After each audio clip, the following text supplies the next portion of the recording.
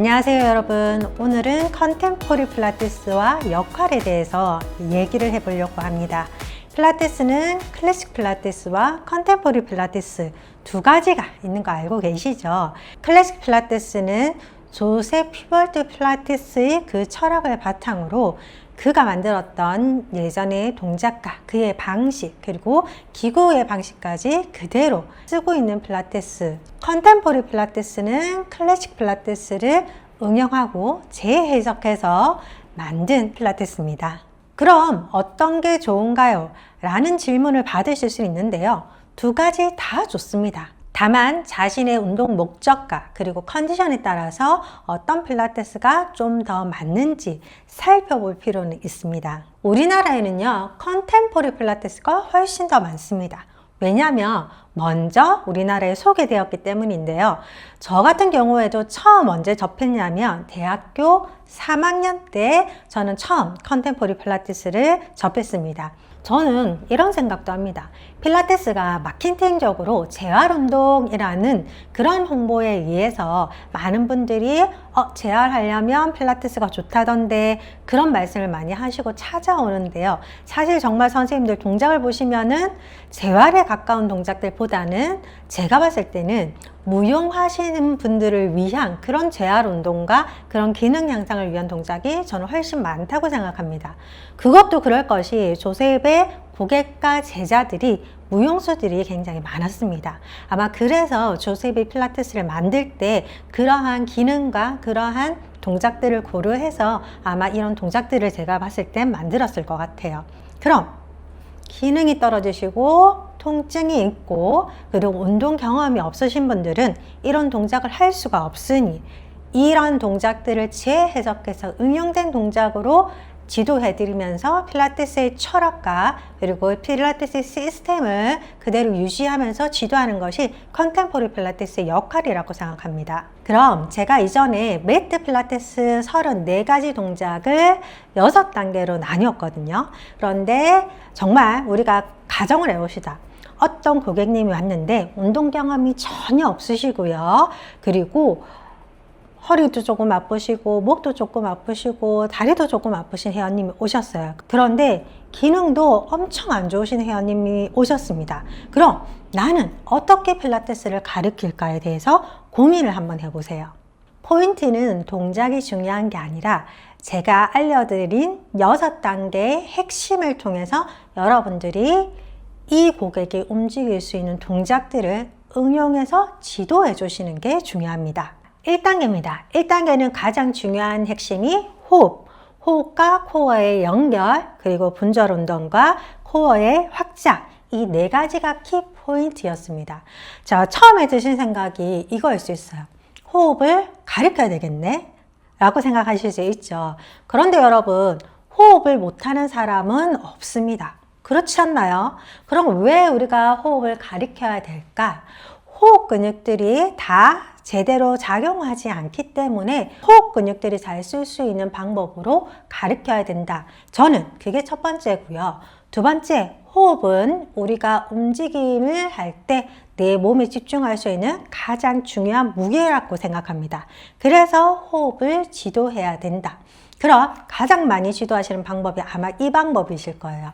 양손을 가위뼈에 대시고 천천히 가위뼈를 옆으로 벌려봅니다. 근데 여러분들 일반 회원님들이 갈비뼈를 벌리라고요?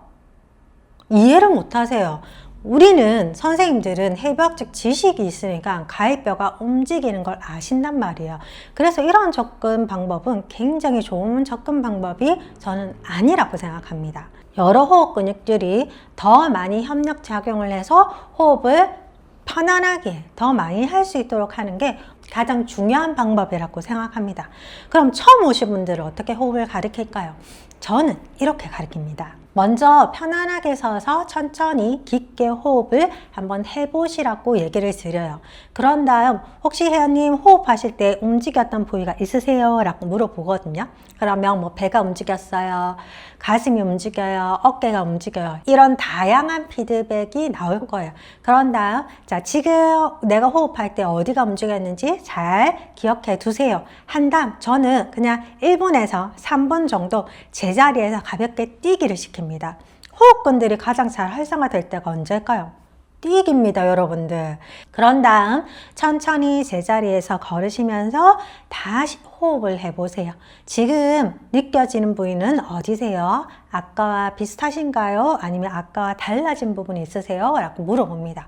그럼 회원님들이 거의 100이면 100. 선생님, 가슴이 움직여요 라고 말씀을 합니다. 네, 필라테스에서는 흉식 호흡을 좀 더 강조해서 가리키는데요. 지금처럼 회원님이 가볍게 뛰어서 숨이 조금 차듯이 움직이면 우리 갈비뼈에 붙어있는 엄청 많은 근육들이 호흡을 할 때 동원이 됩니다. 라는 정도에서 저는 한 달 정도 이렇게 가리켜요. 뭐 갈비뼈를 벌리세요, 배꼽을 당기세요, 이런 큐잉을 쓰지 않습니다. 왜냐면 그런 호흡을 안 해봤기 때문에 그런 호흡이 굉장히 불편하게 느끼시는 분들이 엄청 많아요. 호흡 지도의 목표는 뭐다? 흉식 호흡이 아니라 호흡 근육들을 더 잘 쓰게 해주는 지도 방법을 선택을 하셔야 된다는 거죠. 그럼 두 번째, 호흡과 코어를 어떻게 연결시킬 것인가? 우리가 자는 시간을 제외하면 아마 서 있거나 앉아 있는 시간이 월등히 많을 건데요. 그때 우리가 발바닥을 제대로 접지하지 못하고 있는 경우가 많아요. 이 발바닥이 바닥을 접지하는 게 굉장히 중요한 이유가 발을 미는 지면의 반발력이 바로 코어를 자극시키게 되어 있습니다. 그래서 발을 바닥에 제대로 붙이고 바른 자세로 서 있는 것만 하셔도 호흡과 코어는 연결되게 되어 있습니다. 그러면 간단하게 우리가 다리를 붙여서 척추는 곧세운 상태에서 무릎을 구부렸다 폈다 하는 동작만 하더라도 호흡과 코어는 연결될 수 있습니다. 세 번째는요, 분절 운동인데요. 우리가 분절 운동을 지도할 때 꼭 롤업, 롤다운이어야지만 분절 운동이 되는 건 아니죠. 저는 이 분절 운동을 가르칠 때 가장 좋은 동작은 바로 캣 스트레칭이라고 생각합니다. 왜냐면 캣 스트레칭은 네발기기 자세에서 척추가 공중에 떠 있죠. 그러면서 자연스럽게 중력의 방향, 중력의 역방향으로 척추가 움직일 수가 있습니다. 그래서 분절 운동으로 저는 캣 스트레칭을 지도합니다. 그런 다음 센터의 확장으로 넘어가는데요. 일단 포지션 변경이 한번 필요합니다. 저는 이 포지션 변경에서 가장 중요하게 생각하는 자세는 바로 시팅인데요. 우리가 항상 좌골로 앉는 연습을 하는데요. 실질적으로 필라테스에서는 이 구르는 동작을 위해서 골반에 중심을 많이 두는데 그 골반이 좌골보다는 꼬리뼈 위쪽, 엉치뼈, 청골에 중심을 두는 동작들이 많아요. 그래서 균형을 잡고 우리 청골에다 중심을 잡은 후 다리를 떼서 앉아 있을 수 있는 동작, 그래서 균형점 앉기라고 하거나 밸런스 시팅 포지션이라고 저는 지도하고 있는데요. 그러한 동작을 중간에 넣으면서 다시 센터를 기억시킵니다. 자, 필라테스 34가지 두 번째 단계의 핵심은요, 코어 유지와 그리고 협응된 팔, 다리의 움직임이었습니다. 저는 코어를 활성화하는 동작으로 테이블탑 포지션을 많이 지도하는데요. 여러분들 저희 센터에는 여러 가지 평가 방법들이 있어요. 그 중에서 테이블탑 평가 방법도 있는데 테이블탑 포지션을 40초에서 1분 정도 유지하실 수 있는 분들이 별로 많지는 않습니다. 보통은 중간에 너무 힘들어서 팔, 다리를 다 푸시는 분들도 많아요. 그래서 이러한 동작들을 운동 동작으로 하나 넣고요. 그런 다음 팔, 다리의 협은 동작도 더 낮은 수준으로 정말 60대, 70대이신 분들도 하실 수 있는 동작으로 변형시킵니다. 척추의 3차원적인 움직임은요, 정말 가볍게 우리가 스트레칭 동작이라고 알 수 있는 그런 동작을 가리킵니다. 이런 누운 자세에서 다리를 이용한 골반의 회전은요, 허리 쪽의 회전 운동이 가장 많이 일어나죠. 그런데 우리가 필라테스에서 실질적으로 하는 회전은 등, 흉추에서 많이 일어납니다.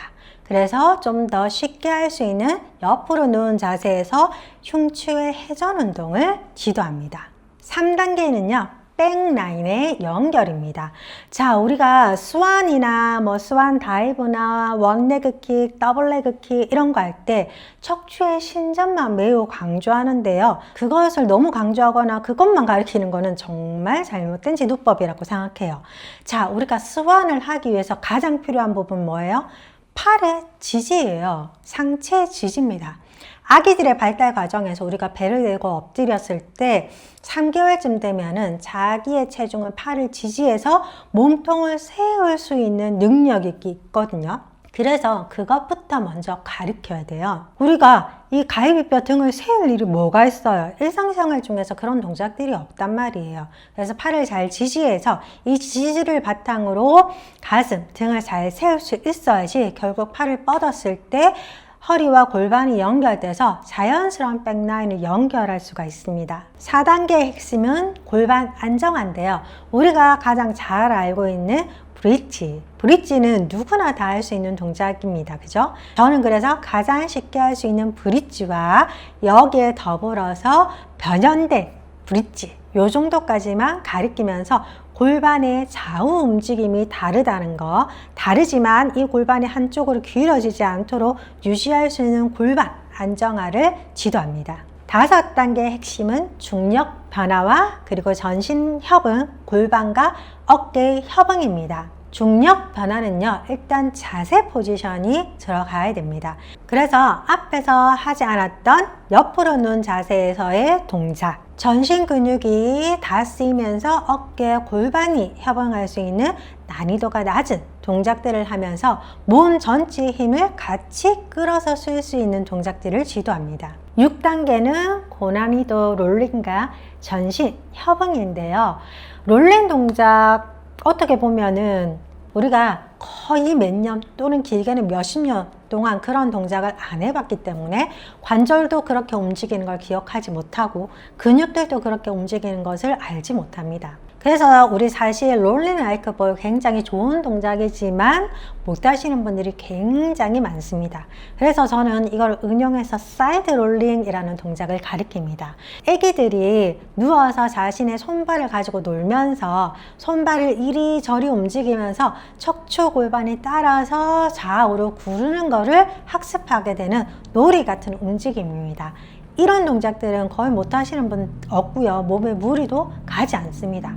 필라테스 동작, 오리지널 동작은 들어가지 않았지만 필라테스를 하기 위한 몸의 움직임과 그리고 몸이 자극받아야 될 핵심들은 이렇게 응용해서 가르칠 수 있죠. 그래서 처음 오신 분들께는 말씀을 드립니다. 이건 필라테스 동작이 아닌데 오리지널 필라테스 동작을 하기 위해서는 이런 동작들을 몸이 부담스럽지 않고 무리가 가지 않고 하실 수 있어야지 필라테스 동작을 배우실 수가 있습니다. 오늘 말씀드린 영상은 제가 가볍게 홈트로 따로 하실 수 있도록 운동 영상도 따로 만들 테니까요. 저희 채널도 많이 소개해 주세요. 오늘 영상 여기까지입니다. 구독과 좋아요 부탁드리고요. 우리는 다음 영상에서 봐요.